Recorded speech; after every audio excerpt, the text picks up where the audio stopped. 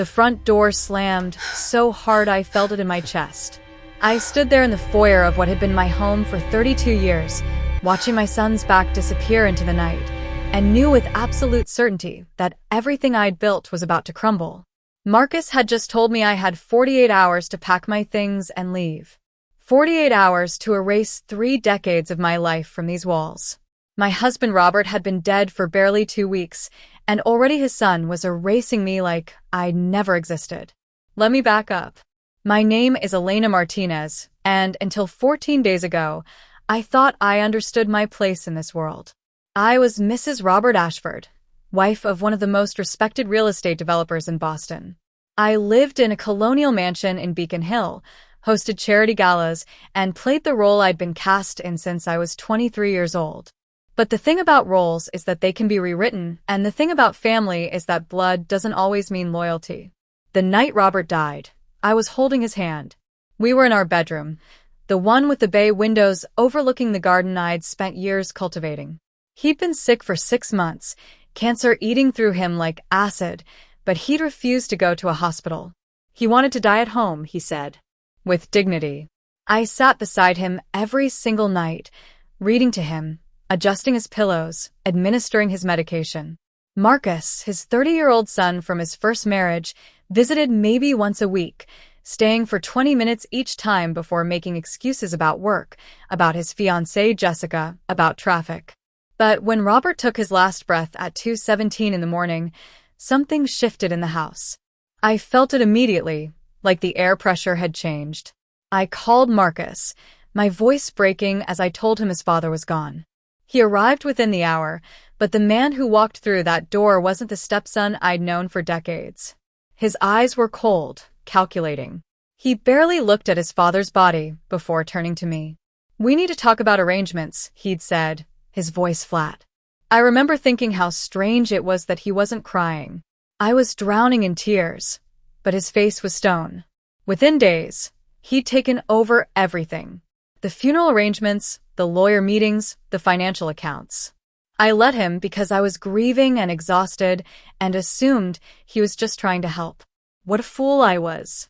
The funeral was elaborate, exactly the kind of spectacle Robert would have hated. Marcus insisted on it.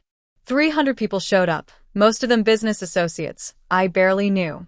I stood at the front of the church in my black dress, accepting condolences from strangers while Marcus worked the room like he was networking at a conference. Jessica, his fiancée, was glued to his side, her perfectly manicured hand always on his arm, her smile practiced and empty.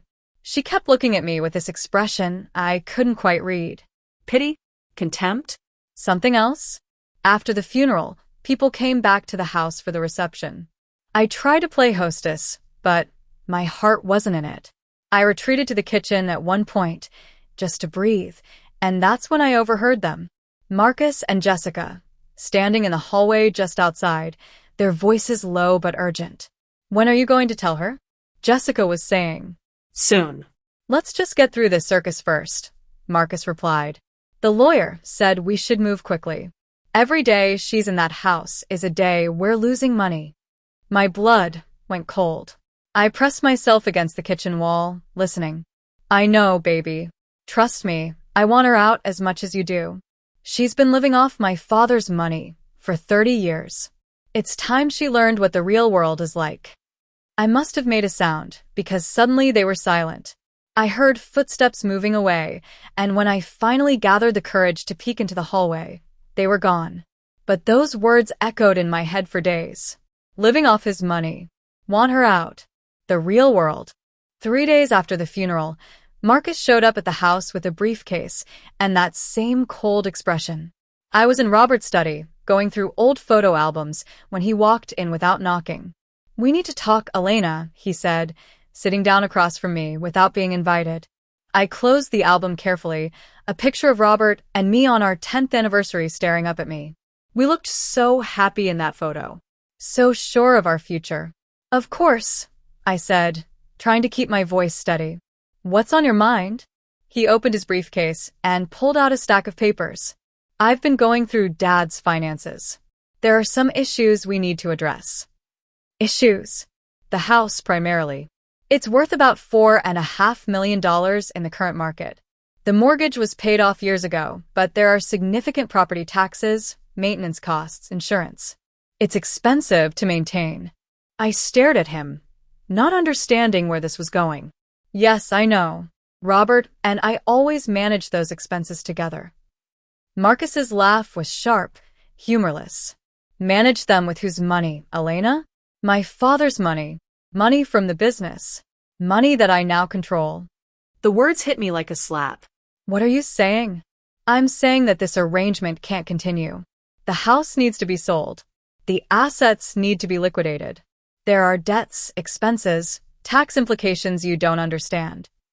Robert left a will, I said, my voice rising. We talked about it. He said I would be taken care of.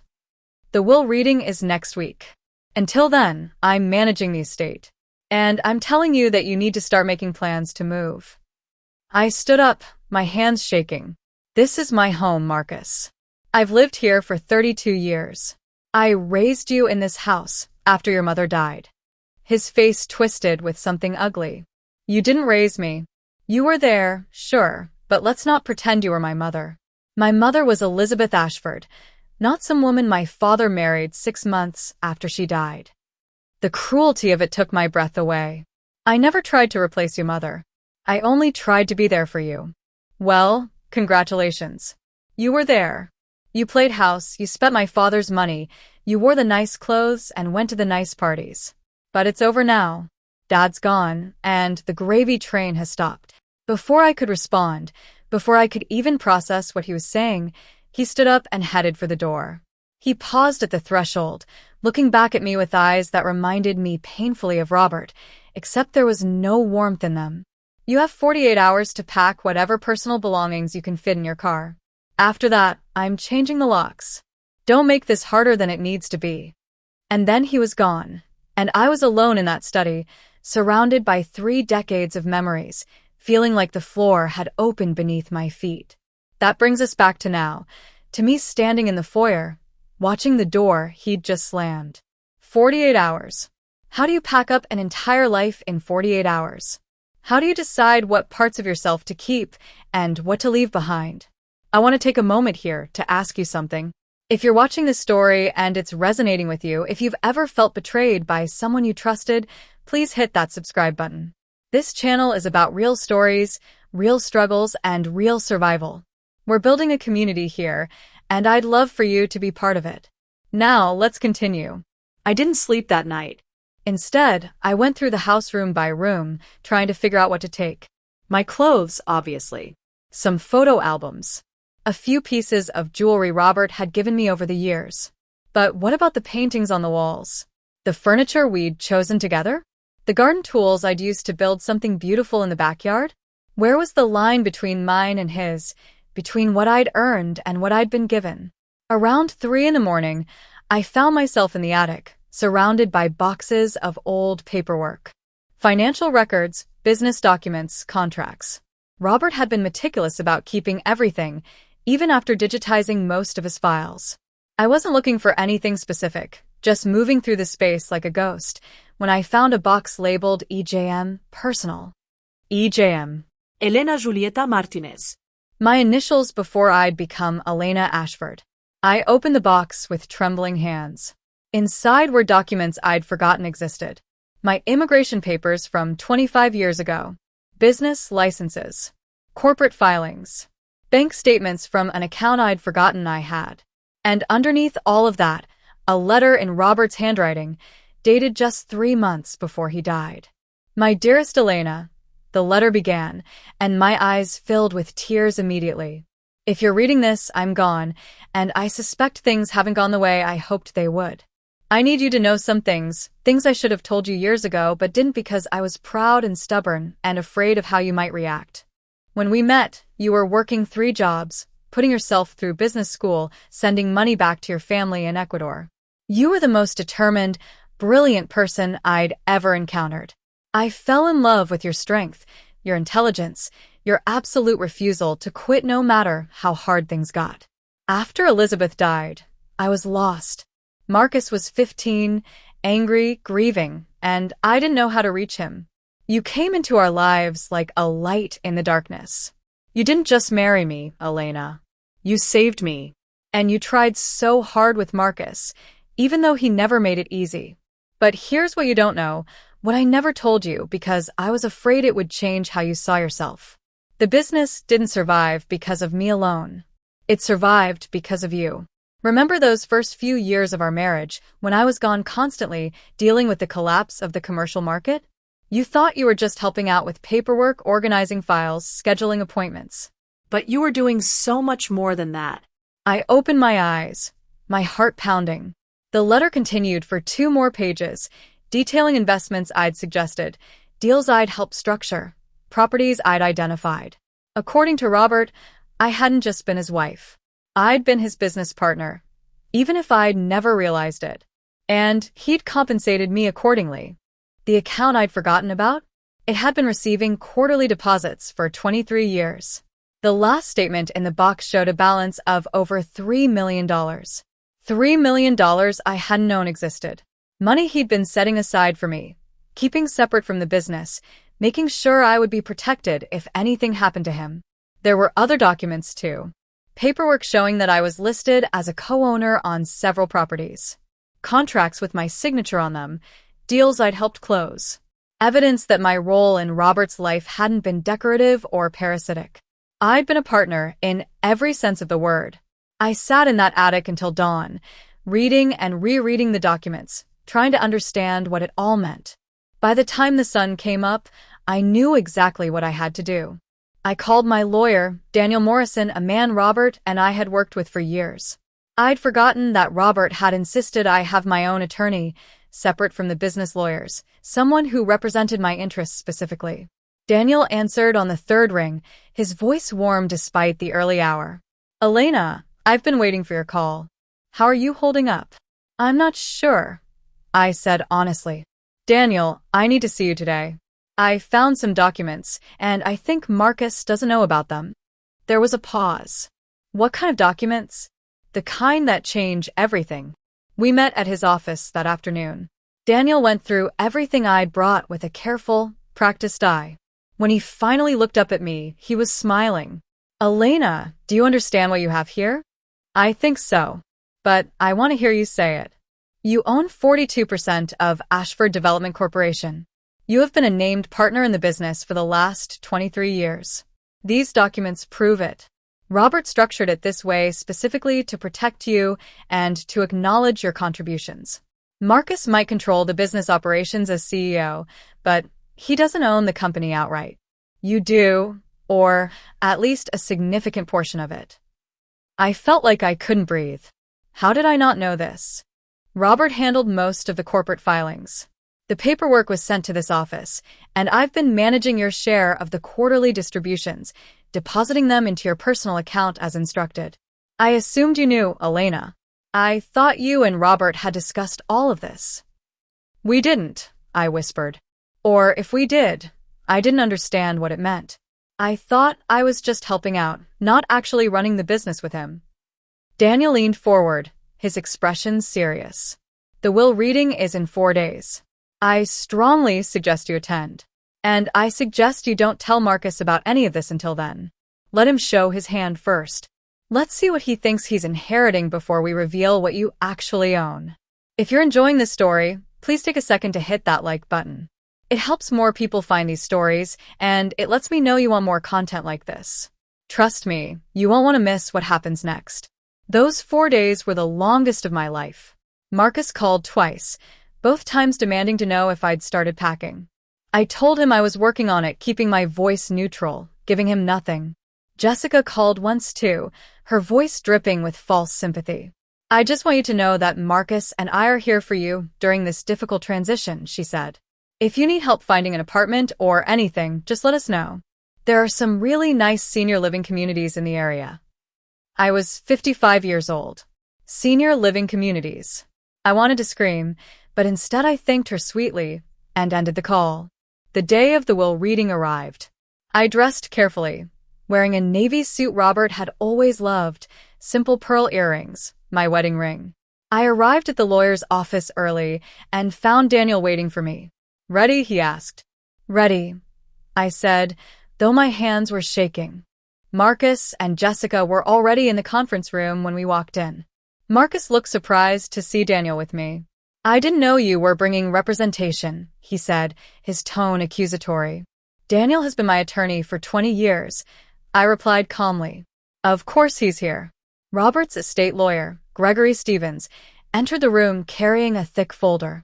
He was an older man, distinguished, someone Robert had trusted implicitly. He sat down at the head of the table and looked at each of us in turn. "Thank you all for coming. We're here to read the last will and testament of Robert James Ashford.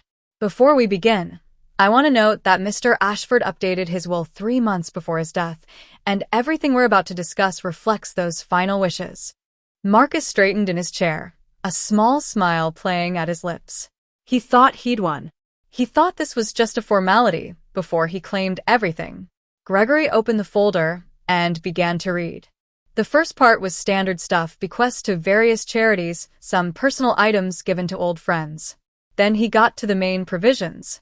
"To my son, Marcus Ashford, I leave my personal collection of watches, my vintage car collection, and a trust fund in the amount of $500,000 to be distributed over 5 years. Additionally, I leave him his current position as CEO of Ashford Development Corporation, along with the 48% controlling interest I hold in the company, with the following stipulation: that he retain Elena Martinez Ashford as co-owner and equal partner in all business decisions for a period of no less than 5 years, or forfeit his inheritance to charity." The room went silent. Marcus's face had gone white. "What?" he said finally. "What does that mean? Equal partner?" Gregory continued, as if Marcus hadn't spoken. "To my beloved wife, Elena Julieta Martinez Ashford, I leave the following: our family home and all properties therein, my personal library, all artwork currently in our possession, and the 42% stake in Ashford Development Corporation that she has held as silent partner for the past 23 years. Additionally, I leave her the entirety of my personal savings account and investment portfolio, valued at approximately $6.2 million. I heard Jessica gasp. Marcus was standing now, his face red. "This is insane. She's not a partner in the business. She didn't do anything." Gregory looked at him coolly. "I have documentation going back over 2 decades showing Mrs. Ashford's involvement in every major business decision.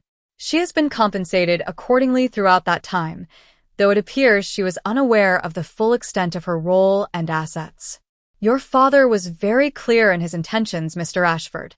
These provisions are ironclad." "She's a gold digger," Marcus shouted. "She married my father 6 months after my mother died and lived off him for 30 years. I stood up slowly, feeling stronger than I had in weeks. "No, Marcus." "I married your father after working with him for 8 months, after he pursued me relentlessly, after I fell in love with him despite trying not to. And I didn't live off him. I worked alongside him. I helped build that business. I identified the properties that made your family wealthy. I restructured the financing that saved the company during the recession. I did that not because I wanted money, but because I loved your father and believed in what we were building together." "You're lying," he spat. Daniel stood up and placed a folder on the table. "These are copies of every major deal closing from the last 23 years. Mrs. Ashford's signature is on most of them. She was listed as a negotiator, strategist, and eventually as a named partner. The paper trail is extensive and indisputable." Marcus grabbed the folder and started flipping through it, his hands shaking. I watched his face change as he realized it was all true. Every document, every signature, every deal. I had been there.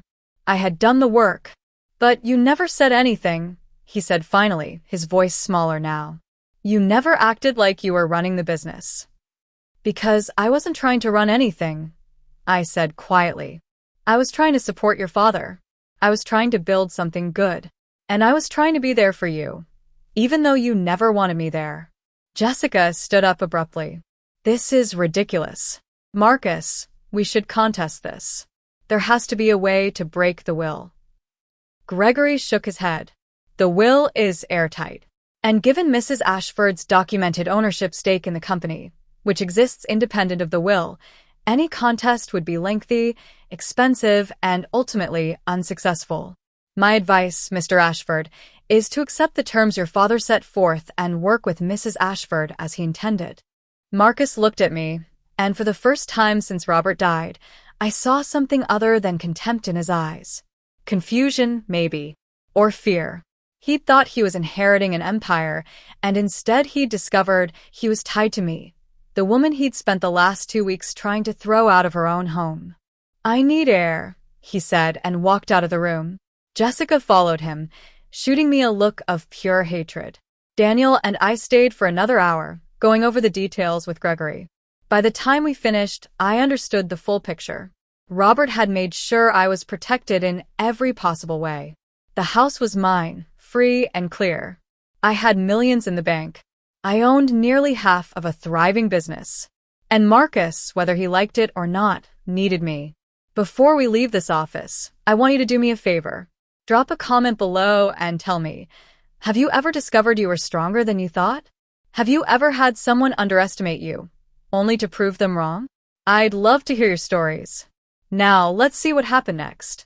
I drove home in a daze. Home. My home.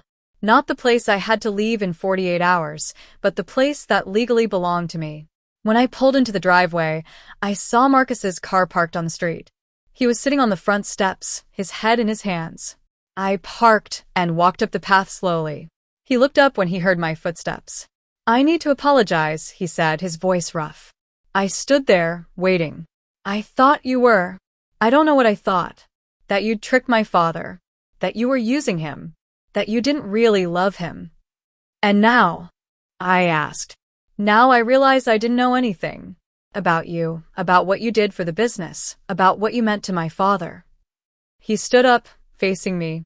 "I was so angry after Mom died. I blamed Dad for not saving her, even though that made no sense. And when he married you so quickly, I blamed you for replacing her. But you weren't replacing her, were you? You were just trying to help us heal." I felt tears starting, but I blinked them back. "I never wanted to replace your mother, Marcus.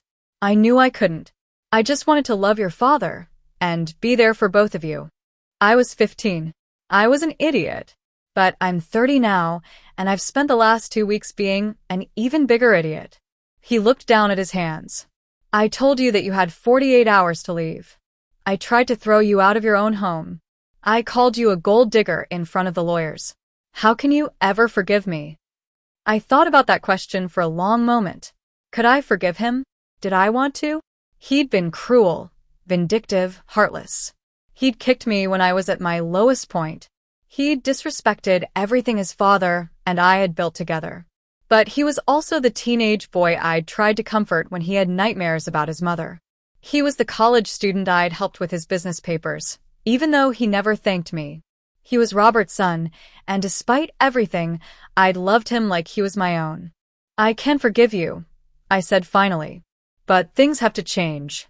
If we're going to run this business together, we need to be honest with each other. We need to communicate. And you need to treat me with the respect your father wanted you to show me." He nodded, his eyes wet. "I can do that. I want to do that. And Elena, I'm sorry about Dad. I know I didn't show it at the funeral, but I loved him.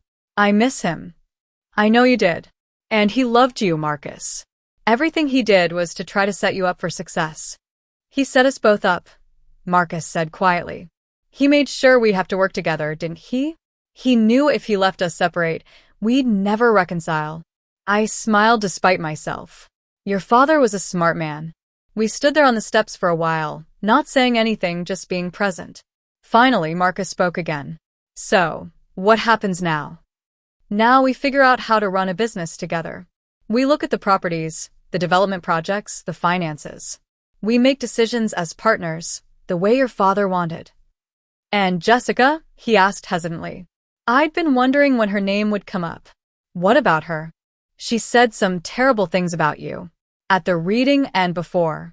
I should have defended you and I didn't. I just let her talk." "Is she the reason you tried to force me out?" He looked ashamed. Partly. She kept talking about the house being worth millions, about how we could sell it and use the money to expand the business or invest in new projects. She made it sound logical, like it was just good business sense. I didn't think about what it would mean to you. Marcus, your father left me the house for a reason. It's not just an asset to be liquidated. It's my home. It's where I built a life with him. It's where I want to stay. I understand that now. And I'll make sure Jessica understands it too. I wasn't so sure about that. Jessica had looked at me with such hatred in the lawyer's office.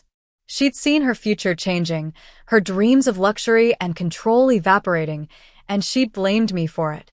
That kind of resentment doesn't disappear overnight. But that was a problem for another day. Right now, I needed to focus on moving forward.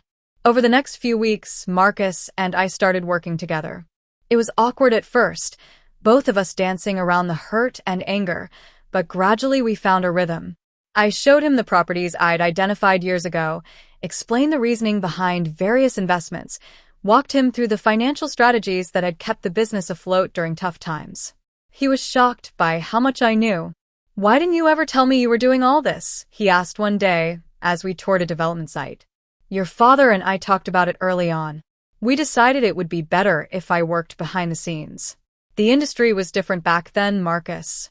There was a lot of sexism, a lot of men who wouldn't take a woman seriously, especially a woman who looked like me.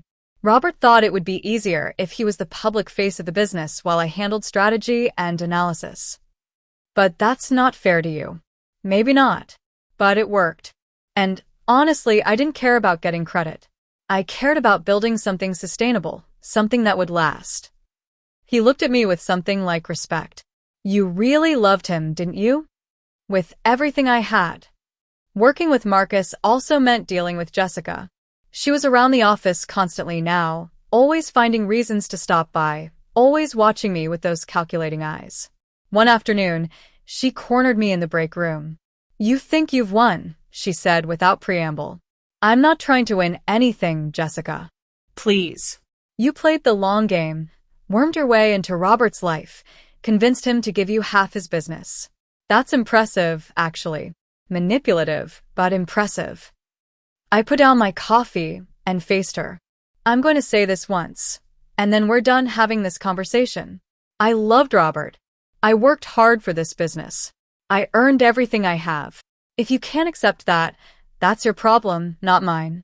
But if you keep trying to poison Marcus against me, or if you interfere with business operations, you're going to find yourself on the outside looking in. Is that clear?" Her eyes flashed with anger, but she didn't say anything else. She just turned and walked out. That night, Marcus called me. "Jessica said you threatened her." My heart sank. "Is that what she said?" "She said you told her to stay away from the business." "That's not what I said. I told her that if she continued to interfere and spread lies about me, there would be consequences. There's a difference." There was a long pause. "What really happened with you two?" I told him, word for word. When I finished, he sighed. "I believe you. And honestly, I've been seeing some things lately that concern me about Jessica. The way she talks about money, about the business. It's like she's more interested in what we have than who we are." "Marcus, I'm not going to tell you what to do about your relationship. But I will say this. Make sure whoever you're with loves you for you, not for what you can give them."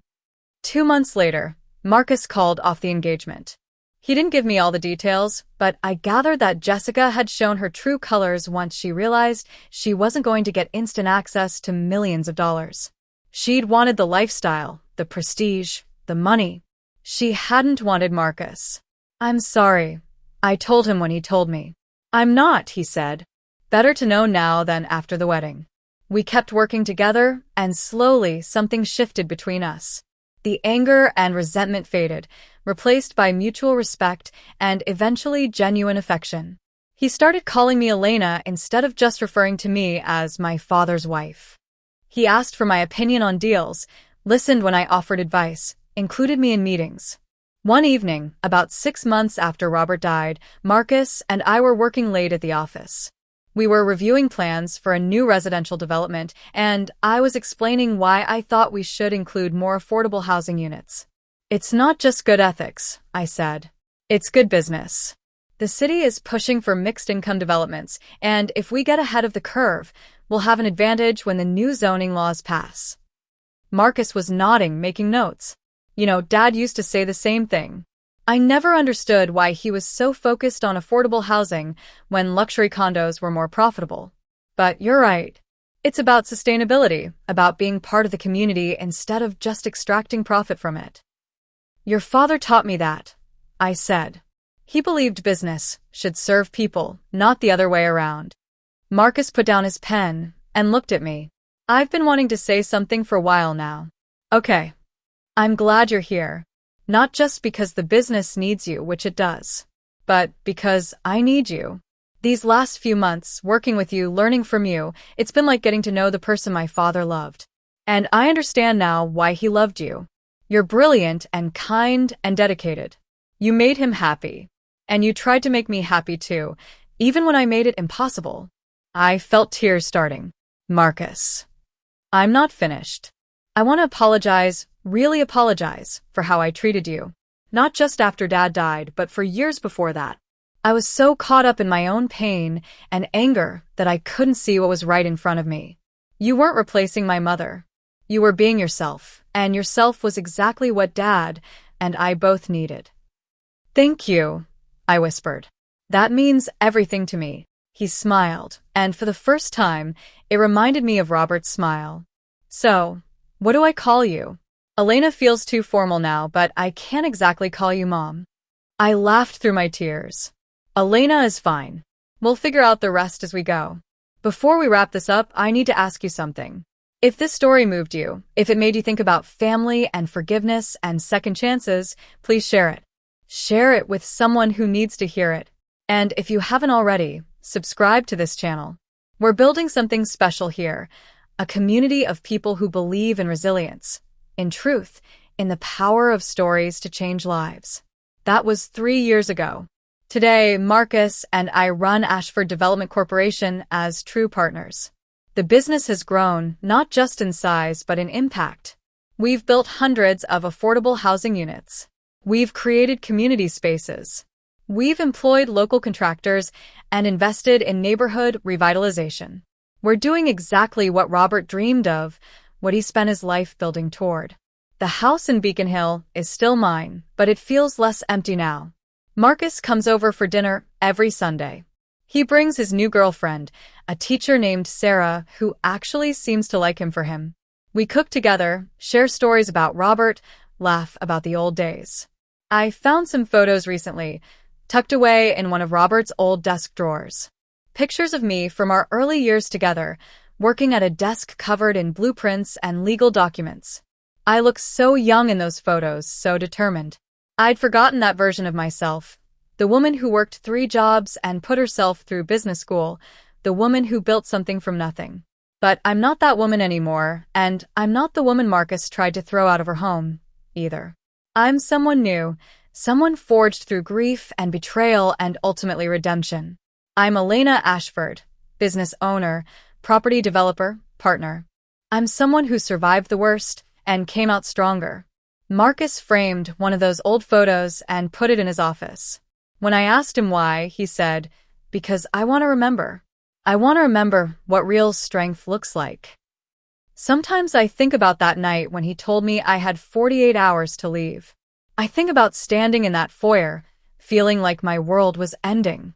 I didn't know then what I know now, that endings and beginnings are often the same thing, that loss can lead to discovery, that the people who hurt us can sometimes become our greatest allies. Robert left me more than money and property and business shares. He left me the truth about myself, documented and irrefutable.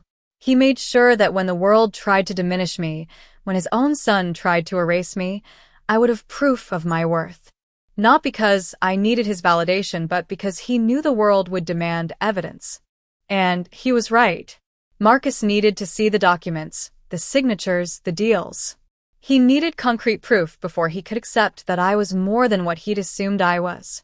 Maybe that's sad, but it's also human. We all have our biases, our blind spots, our inherited prejudices. The question is whether we're willing to confront them when we're proven wrong. Marcus was willing. He looked at the evidence, acknowledged his mistakes, and changed. That takes courage, maybe more courage than I had to give him. It would have been easier to stay angry, to hold on to the hurt and resentment. But anger is exhausting, and resentment is heavy, and life is too short to carry that weight forever. So I forgave him. And in forgiving him, I freed us both. The business continues to thrive. Last quarter, we posted record profits while also increasing our affordable housing portfolio. We've been recognized by the city for our community development work. We're hiring young developers and architects, people who share our vision of ethical, sustainable growth. We're building a legacy that Robert would be proud of, that I'm proud of. And sometimes, late at night when I'm alone in the house, I talk to Robert. I tell him about the projects we're working on, about Marcus's progress, about my life. I don't know if he can hear me, but it doesn't matter. Talking to him makes me feel connected to something bigger than myself, to the love we shared and the future we built together. I miss you, I tell him. But I'm okay. We're okay. You made sure of that. And I can almost hear his response, that deep laugh, that warm voice. I never doubted you for a second, Elena. Not for a single second. If you've stayed with me until the end of this story, thank you. Thank you for listening, for caring, for being part of this community. If this story resonated with you, if it made you feel something, please let me know in the comments. Tell me what struck you, what you connected with, what you learned. And if you know someone who needs to hear this story, someone who's going through their own battle, their own betrayal, their own journey towards strength, please share it with them. Because that's what stories are for. They're not just entertainment. They're medicine. They're mirrors. They're proof that we're not alone in our struggles, that others have walked this path before us and survived, that there's hope on the other side of heartbreak. My name is Elena Ashford. I'm 58 years old.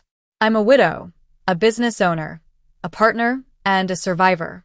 I'm someone who was underestimated, dismissed, and nearly erased, but who refused to disappear.